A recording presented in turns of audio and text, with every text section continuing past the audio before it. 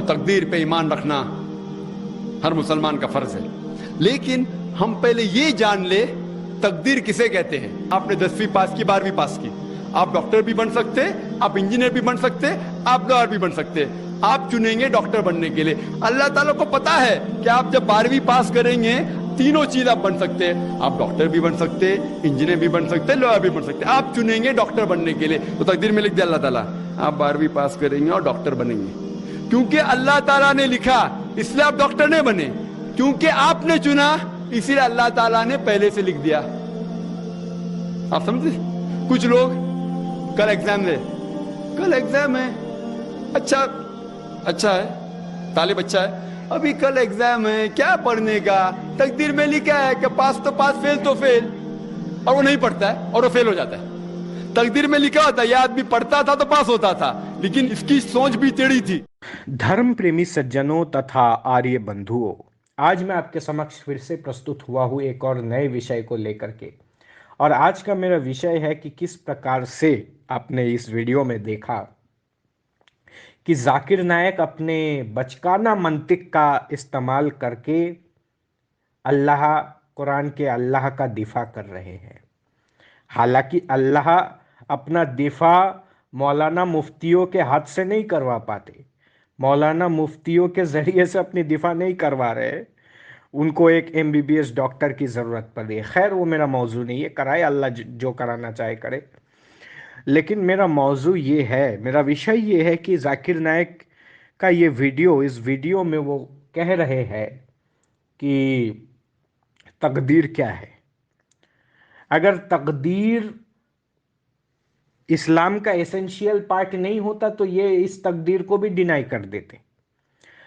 अब इस तकदीर को ये डिनाई नहीं कर पा रहे क्योंकि ये ईमान का जुज है, ईमान का हिस्सा है। और इस बात की दलील कई जगह है, मैं एक दलील आपके सामने पेश कर देता हूँ। ईमान मुफस्सिल और ईमान मुजम्मिल में आपको मिल जाएगा।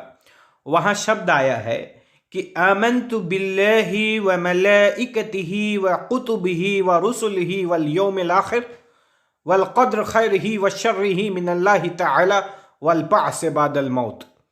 यहाँ बताया गया है ईमान का हिस्सा, तो वहाँ पे आया है वल क़द्र खैरिही व शर्रिही मिनल्लाहि तआला, यानी अच्छे बुरे तकदीर को अल्लाह ने ही निश्चित कर रखा है, अल्लाह ने ही अच्छे बुरे तकदीर को लिख रखा है। मैं इस बात पर ईमान लाता हूँ, मैं इस बात पर विश्वास करता हूँ, ये यहाँ पे बताया गया है।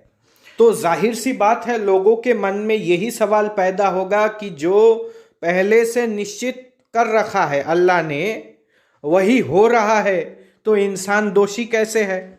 तो अब तकदीर को ऐसे प्रकार से पेश करो कि सामने वाला हिंदू भी उससे कंफ्यूज हो जाए।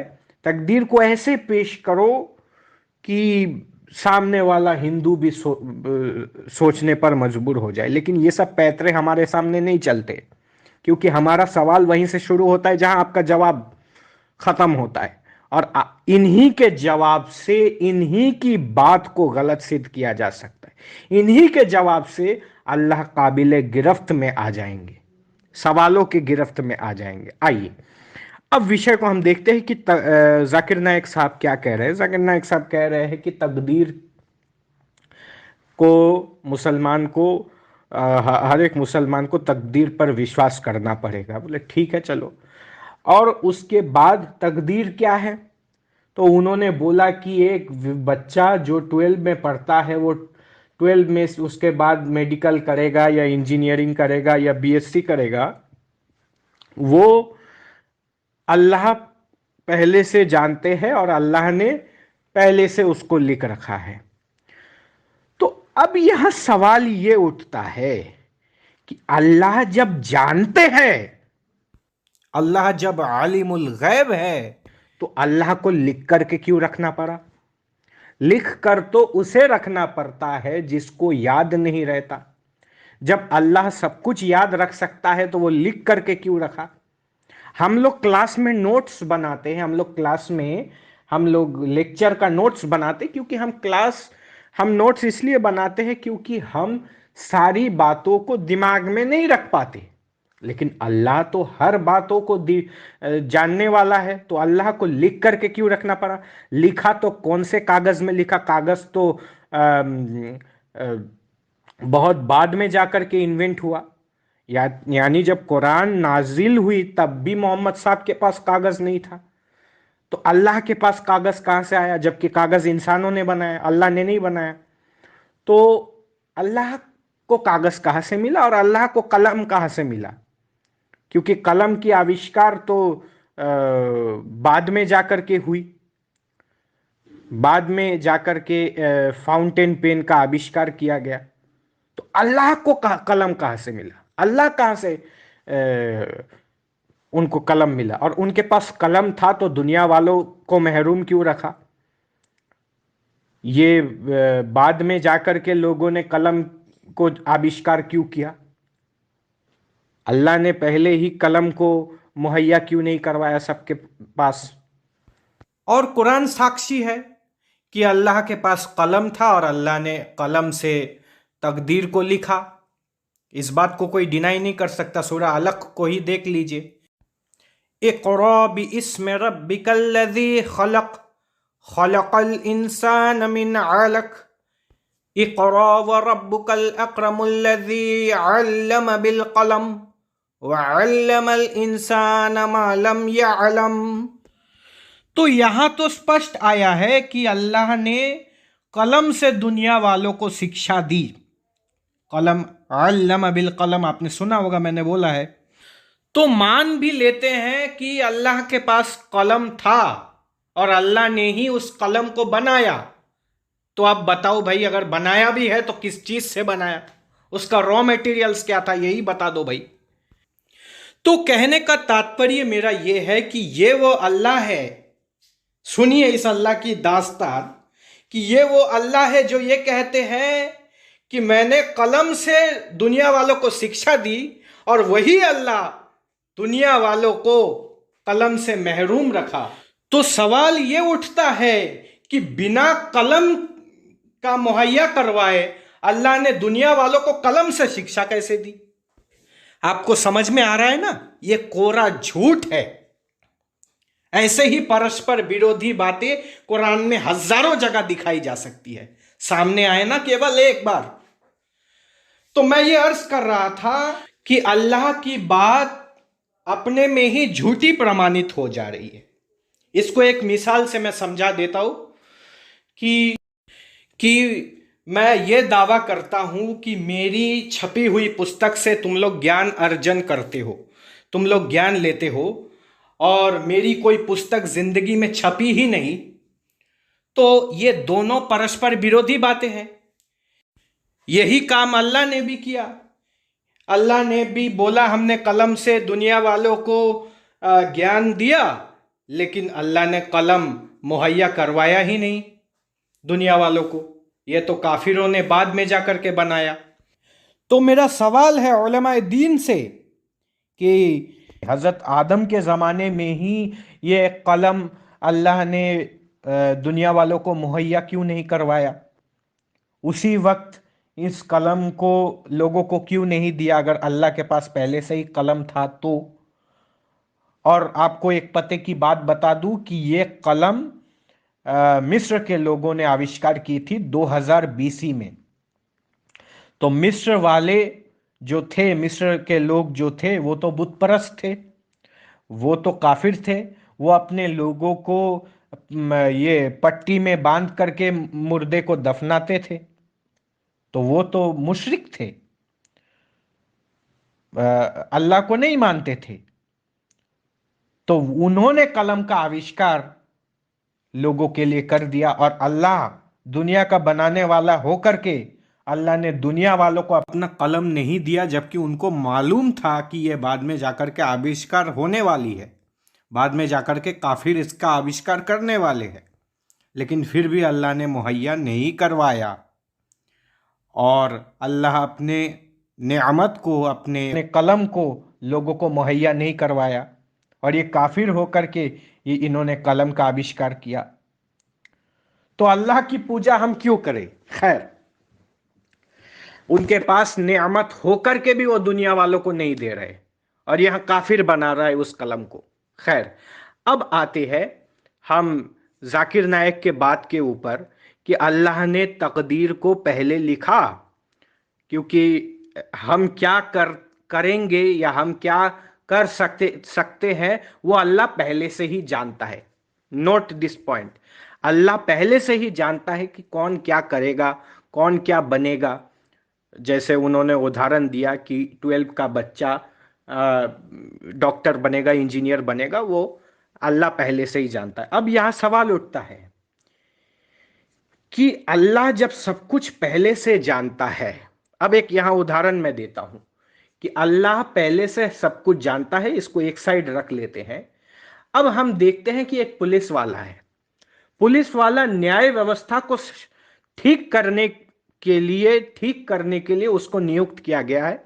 वो न्याय व्यवस्था को ठीक करने के लिए वो संविधान सम्मत तरीके से वो काम करने पर कादिर है, वो काम करने पर सामर्थ्यवान है। वो न्याय व्यवस्था को ठीक करने के लिए वो संविधान के तहत वो काम करने पर या वो सजा देने पर वो सामर्थ्यवान है। अब मुझे जान का थ्रेट हुआ, मुझे किसी ने जान से मारने की धमकी दे दी फॉर एग्जाम्पल, और मैं पुलिस वाले के पास गया, मैंने रिपोर्ट कराया कि एक व्यक्ति ने कहा है कि तुम कल 12 बजे तुम्हारी हम हत्या कर देंगे। अब पुलिस वाले को पास मैं ये रिपोर्ट करवा दिया और पुलिस वाले ने मुझे कोई सुरक्षा नहीं दी और नेक्स्ट दिन 12 बजे मेरी मृत्यु हो गई। अब यहां पे इस पॉइंट पर गौर फरमाने की बात है कि जब हमने पुलिस को यह रिपोर्ट दे दिया और पुलिस ने इस मसले पर कोई कार्रवाई नहीं की, तो ऐसे पुलिस को हम क्या कहेंगे जो जान करके भी, जो खतरे का अंदेशा देख करके, उसको मालूम नहीं था, उस पुलिस वाले को मालूम नहीं है कि सच में मुझे मारा जाएगा या नहीं, लेकिन उसको मैंने रिपोर्ट कर दिया और उसके बाद भी मुझे संरक्षण नहीं दिया, तो ऐसे पुलिस वाले को मक्कार, कायर और उससे भी गंदी कोई उपमा है तो वो उस पुलिस वाले को दी जाएगी। अब आते हैं हम अल्लाह की तरफ कि अल्लाह कादिर मुतलक है, अल्लाह हर चीज पर कादिर है, हर चीज करने पर वो सामर्थ्यवान है। लेकिन पुलिस वाले के हाथ तो बंधे हुए हैं संविधान के तहत, वो संविधान के तहत ही लोगों को सजा दे सकता है। और तो और भी कई कमजोरियां, क्योंकि जाहिर सी बात है वो इंसान है, उसके भी 2 हाथ है, उसके भी 2 पैर है।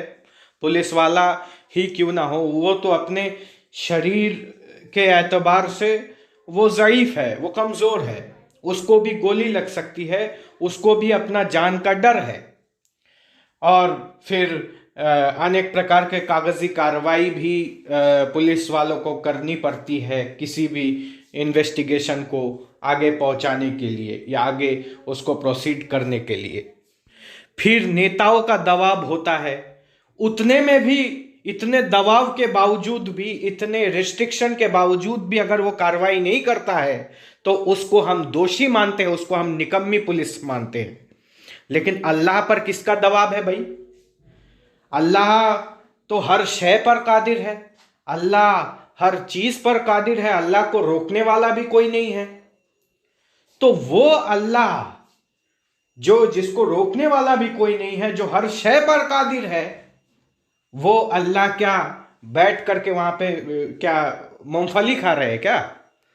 दूसरी बात यह है कि पुलिस वाले को केवल अंदेशा था, वो 100% नहीं जानता था कि भाई सही में इसको थ्रेट मिला है और सही में ये मारा जाएगा। उसको केवल अंदेशा था, खतरे का अंदेशा था, लेकिन फिर भी उन्होंने कार्रवाई नहीं किया। तो उसको हम जितने तरीके की गंदे उपमा हो सकते हैं हम उस पुलिस वाले को देते हैं। लेकिन जो अल्लाह 100% जानता है कि ये व्यक्ति या ओसामा बिन लादेन आतंकवादी हमला करेगा, वो अल्लाह उस ओसामा बिन लादेन को क्यों नहीं रोकता है जब वो कुल्ली शैइन कदीर है, जब वो हर शय पर कादिर है, जब वो हर चीज पर कादिर है? तो वो अल्लाह उसको क्यों नहीं रोकता? जब हम एक पुलिस वाला, जो एक मखलूक है, जो एक इंसान है जिससे गलती हो सकती है, उसको हम कोसते हैं, उसको हम बुरा भला कहते हैं, उसको केवल हम रिपोर्ट करवाते हैं, तो उसको केवल अंदेशा होता है कि भाई खतरा हो सकता है, उसको पता नहीं कि सही में मारेगा या नहीं मारेगा। अगर वो इन्वेस्टिगेशन ना करे तो उसको पता नहीं होता है। लेकिन जो अल्लाह कादिर है, जो अल्लाह जानता है कि यह गलती होने वाली है, वो उसको क्यों नहीं रोकता है? तो उस अल्लाह के लिए आप कौन से उपमा देंगे? उसको अर्रहमान रहीम कहेंगे? ये अकल से तस्लीम करने वाली बात है?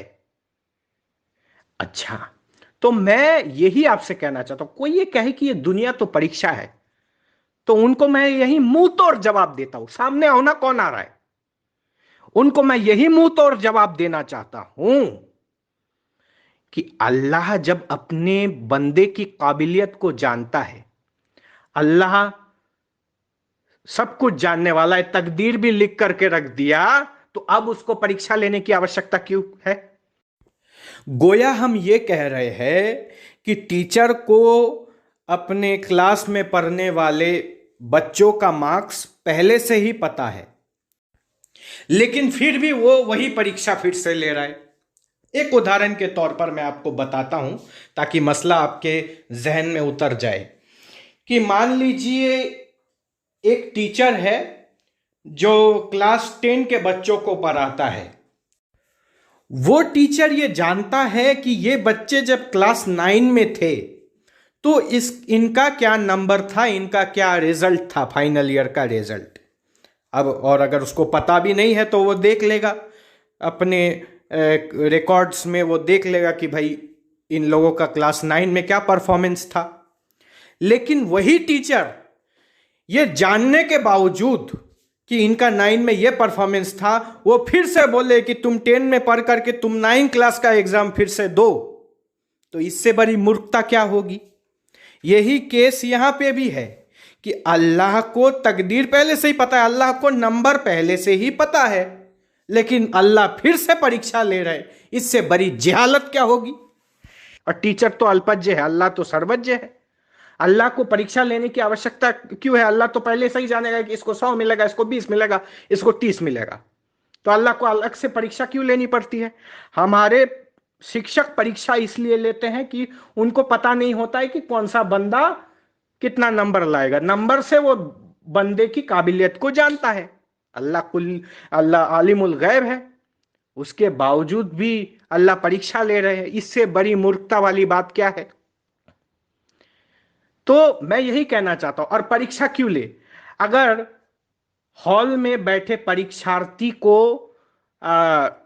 हॉल में बैठे जो परीक्षा देने वाले को इन्विजिलेटर ही सही या गलत उत्तर बताए, तो दोषी कौन होगा? इन्विजिलेटर होगा, यानी जो परीक्षा का संचालन कर रहा है। और यही अल्लाह जो परीक्षा का संचालन करता है, यही अल्लाह भटकाते भी है और रास्ता भी दिखाते हैं। क्योंकि मैं दलील का कायल हूं, ये दलील मुझसे ले लीजिए। और ये अल्लाह ने अनेकों जगह बताया है। मैं आपको 2 हवाला अभी इस मजमून के साथ इंसाफ करने के लिए आपको देता हूं कि अल्लाह तबारक व तआला ने सूरा इब्राहिम आयत नंबर 4 और सूरा आराफ आयत नंबर 178 में जिक्र फरमाया है, फ़युदिल्लुल्लाहु मन यशाअ व यहदी मन यशाअ व हुवल अज़ीज़ुल हकीम। और सूरा आराफ का वो उसमें बताया है, मन यहदिल्लाहु फहुवल मुहतदी व मन युद्लिल फउलाइका हुमुल खासिरून। तो जो अल्लाह भटका भी रहे हैं, रास्ता भी दिखा रहे हैं। गोया जो इन्विजिलेटर जो परीक्षा ले रहा है वही उत्तर बता दे रहा है परीक्षा के वक्त, गलत हो या सही हो। तो उस इन्विजिलेटर को क्या कहा जाएगा? अच्छा इन्विजिलेटर कहा जाएगा या उसको फ्रॉड कहा जाएगा, उसको मक्कार कहा जाएगा? और तो और अगर वो परीक्षा के दौरान बच्चों को उत्तर बता रहा है और अगर वो ये सब करते हुए पकड़ा जाए तो जाहिर सी बात है उस पर कार्रवाई होगी, कानूनी कार्रवाई भी हो सकती है, उसको अपने जॉब से खारिज होना पड़ सकता है, उसको अपने काम से उसको दरख्वास्त किया जा सकता है। यानी एक टीचर परीक्षा के दौरान स्टूडेंट्स को आंसर बताए, गलत बताए या सही बताए, उस पर कार्रवाई होती है, वो एक गलत अमल है। लेकिन अल्लाह जो इस दुनिया को परीक्षा बना करके भेजे है, इस परीक्षा के दौरान अल्लाह इंसानों को भटका भी रहे हैं, ईमान में ला भी रहे हैं, तो अल्लाह दोषी होगा या नहीं होगा? जरा दिमाग पर जोर लगा करके बताइए मुझे। दूसरे पहलू को आप देखिए कि भाई वो हिदायत दे रहा है और वो गुमराह भी कर रहा है, उसके बाद खुद कहता है कि मैं परीक्षा ले रहा हूं। बताइए इससे बड़ी मूर्खता क्या होगी कि वो वही गुमराह कर रहा है, वही हिदायत दे रहा है और वही कह रहा है कि मैं तुम्हारी परीक्षा ले रहा हूं। थोड़ा अकल पर दखल दीजिए। इसलिए तो पंडित जी ने भी कहा है ना कि अकल पर दखल ना देने वाले धर्म और मजहब का क्या भेद जाने। तो ये सवालों के घेरे में है अल्लाह। आओ कौन आ रहा है? इसलिए मैं कह रहा हूं ये जाकिर नायक के जितने भी चेले चमुंडे हैं, आओ सामने आओ।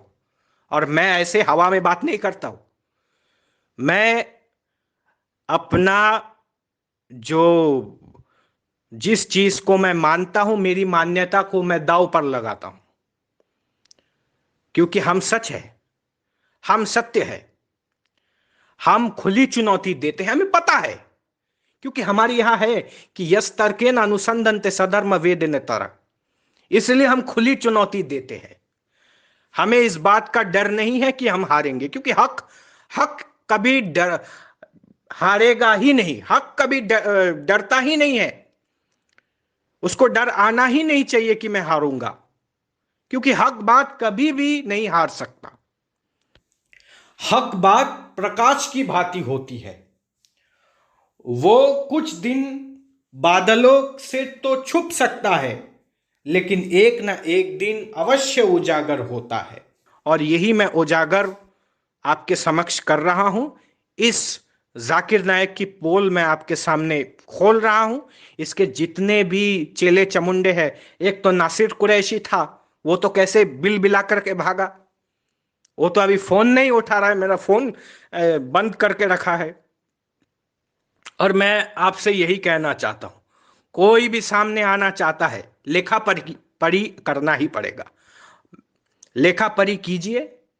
अगर मैं हारा तो मैं इस्लाम कबूल करूंगा, आप हारे तो आपको वैदिक धर्मी बनना पड़ेगा। ये मैं पहले भी बोल चुका हूं। ये सामने आएंगे तो चुटकी में उड़ेंगे। इसलिए मैं ज्यादा ना बोलता हुआ इन्हीं शब्दों के साथ मैं अपने वाणी को यही विराम देता हूं। यह वीडियो अच्छी लगे तो लाइक कीजिए, कमेंट कीजिए, शेयर कीजिए और सब्सक्राइब कीजिए। और इन्हीं शब्दों के साथ मैं अपने वाणी को यही विराम देता हूं। बोलिए भारत माता की